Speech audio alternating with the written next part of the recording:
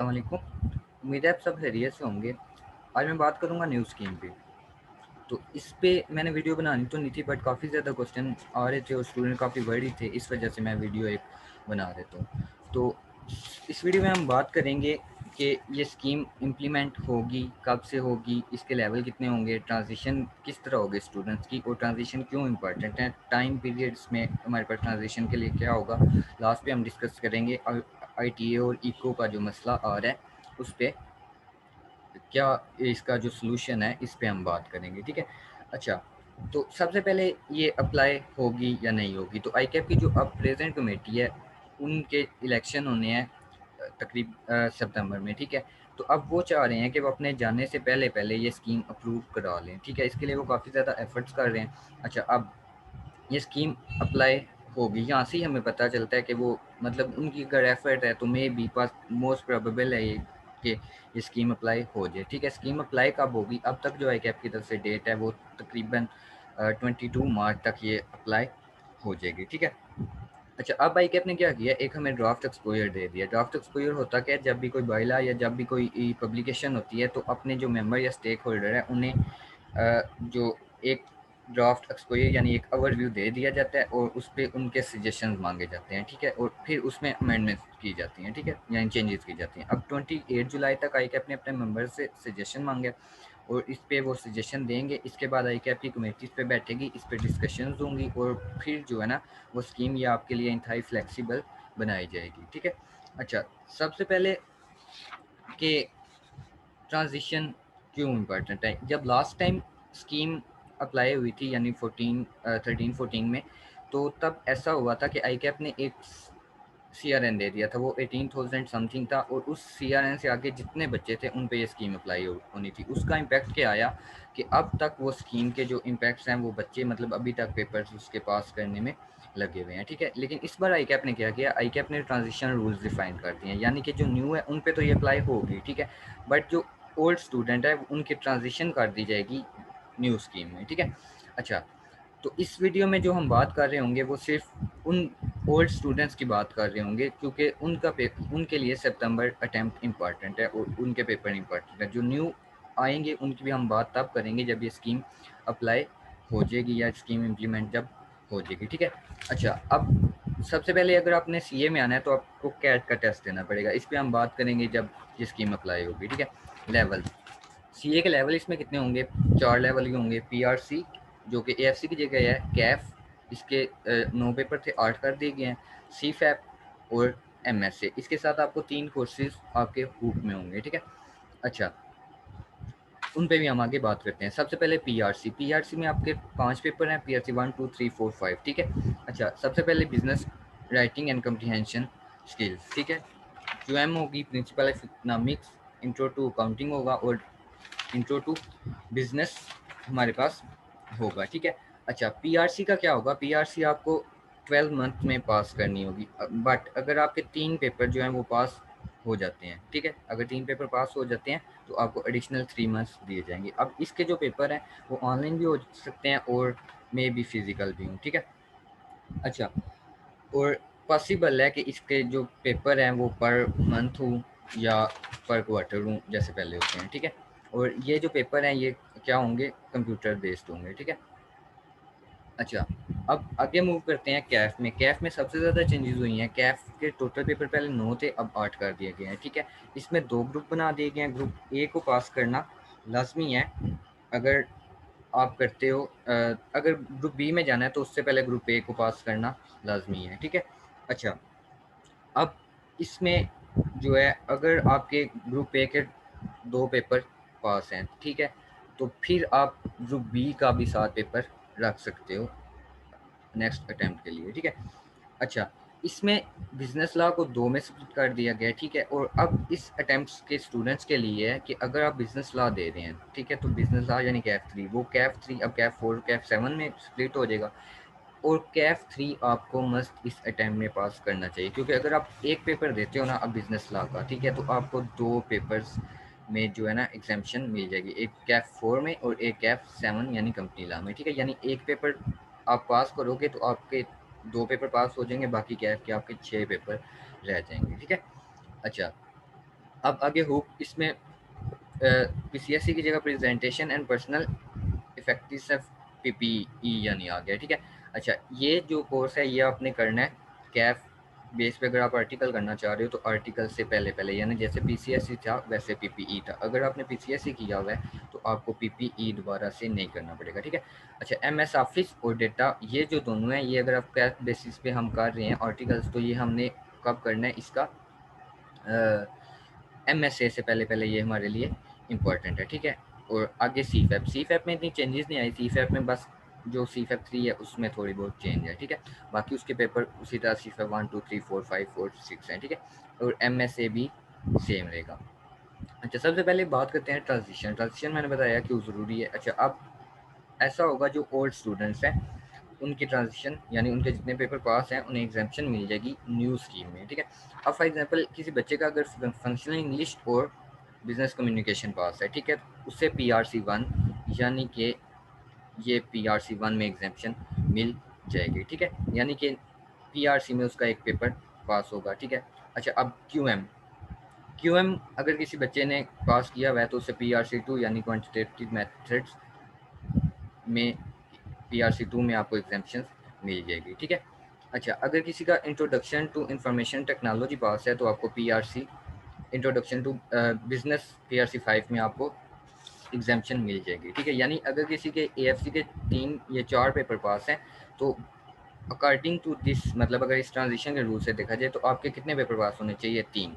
But अगर किसी की एएफसी पूरी पास यानी ये चारों पेपर पास हैं तो उससे पीआरसी फुल एग्जाम्प्ट की जाएगी, ठीक है। और ये आई थिंक ऐसा नहीं होगा, बट अब तक मतलब आई कैप ने ऐसा बताया, बट ऐसा नहीं होगा। वो क्यों नहीं होगा ये मैं लास्ट को अकाउंटिंग और इको को डिफाइन करते हुए कि इसमें जो क्लैश आ रहा है उसमें आपको बताऊंगा, ठीक है।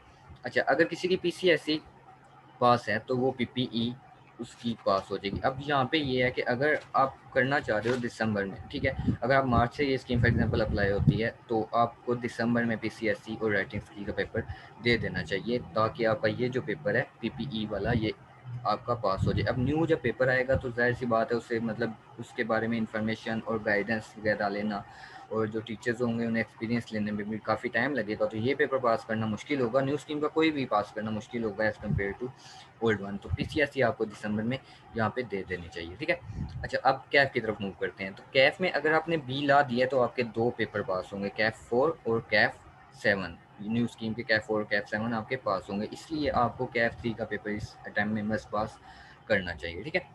अच्छा, अब बी पे बात करते हैं। अगर बी आपका कैफ 4 जो अभी है वो पास है तो आपका कैफ 6 वहाँ पे एग्जाम्प्ट होगा, यानी कि एक पेपर आपका उधर एग्जाम्प्ट होगा, ठीक है।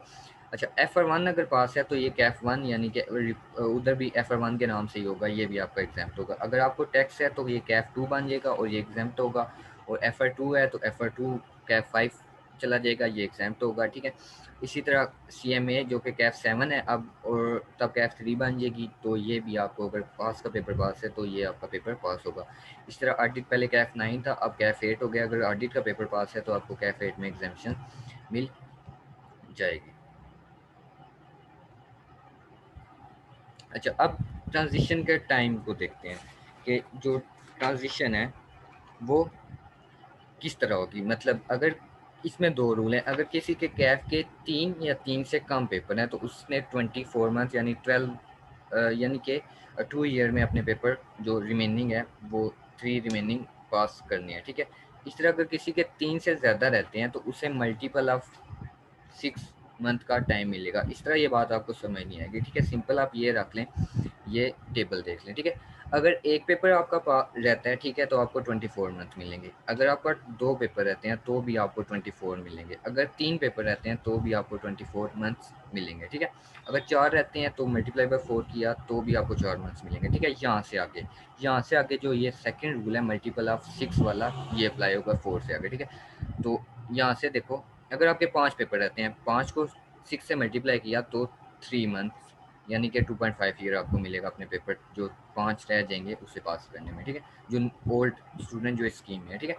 अच्छा, अब 6 पेपर्स अगर आपके रहते हैं तो उसे 6 से मल्टीप्लाई किया तो 36 मंथ्स आ गया, तो आपको तकरीबन 3 ईयर मिलेंगे पेपर पास करने में, ठीक है।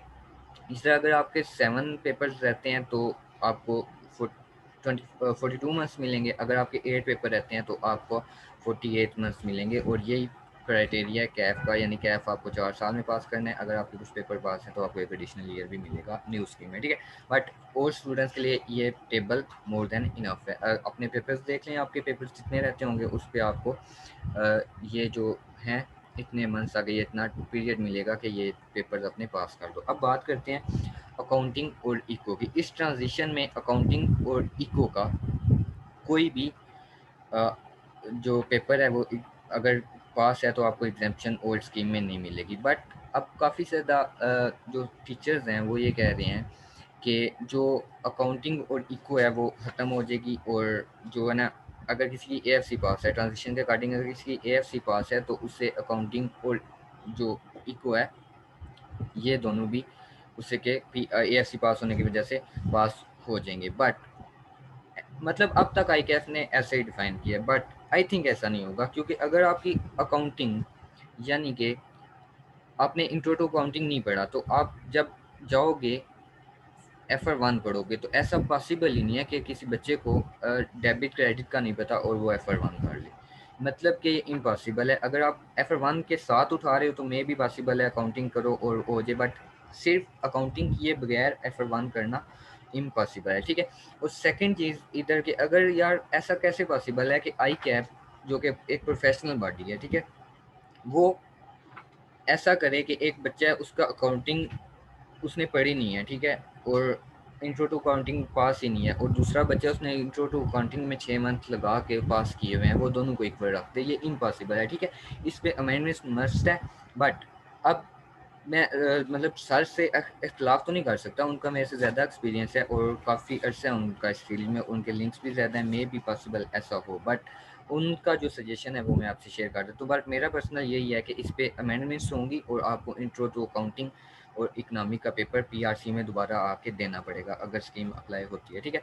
बट जो सर का सजेशन ये है, सब ऑलमोस्ट सब यही कह रहे हैं, तो आपको इंट्रो टू अकाउंटिंग करनी चाहिए। करनी इसलिए चाहिए क्योंकि FR1 का पेपर आपने आगे देना है। अगर ये नहीं करोगे तो वो आपको क्या नाम है, FR1 में जो मसला होगा और FR2 में मसला होगा, और आगे जो पेपर्स हैं उस अकाउंटिंग के जितने भी हैं, ऑलमोस्ट अकाउंटिंग ही है सीए में, तो वो सारा मसला उसमें आएगा, ठीक है। अच्छा, और इंट्रो टू इकनॉमिक है, ये आपको ड्रॉप कर देना चाहिए और इसकी जगह आप डीएम का पेपर आपको देना चाहिए। अगेन कह रहा हूँ कि इसमें मेरा जो पर्सनल ओपिनियन है वो इसमें अमेंडमेंट्स होंगी और मस्ट होंगी, ठीक है। ऐसा पॉसिबल ही नहीं है कि ना हो, बट जो सर का सजेशन है वो भी मैंने आपसे शेयर कर दिया है। और एक चीज़ इम्पॉर्टेंट है कि आप लोग काफ़ी मतलब ज़्यादा कॉन्शियस है स्कीम को लेके, तो काइंडली अपनी जो स्टडीज़ हैं उन पे फोकस करें, और जो है इसके अलावा जो बाकी इश्यूज़ हैं ये काइंडली डिस्कस ना करें। इतना जितना था वो मैंने बता दी है। अब एक आई कैप की तरफ से एक डॉक्यूमेंट्स आएगा फ्रीक्वेंटली आस्क्ड क्वेश्चन का, मे बी ये इंट्रो टू अकाउंटिंग का जो मसला है वो भी क्लियर हो जाए। अब बहुत से स्टूडेंट्स हैं वो मतलब पहले काफ़ी अच्छे पढ़ रहे थे मेरे से, बट अब स्कीम की वजह से वो मस्ती कर रहे हैं, मतलब पढ़ना उन्होंने छोड़ दिया और वो इस चीज़ पे हैं कि हम अपने पेपर चेंज कर लें। तो पेपर चेंज करना है तो उसका भी मैंने आपको बता दिया सर का सजेशन क्या है, और आई कैप का अगर आप वेट कर सकते हैं तो वो भी आप कर सकते हैं। और अगर इसके अलावा आपको कोई प्रॉब्लम हो तो आप मेरे इन नंबर दोनों पे कॉन्टैक्ट करके पूछ सकते हैं। उम्मीद है ये वीडियो हेल्पफुल ही होगी। अपना बहुत सा ख्याल रखिएगा, दुआओं में याद रखिएगा। Thank you. अल्लाह हाफिज़।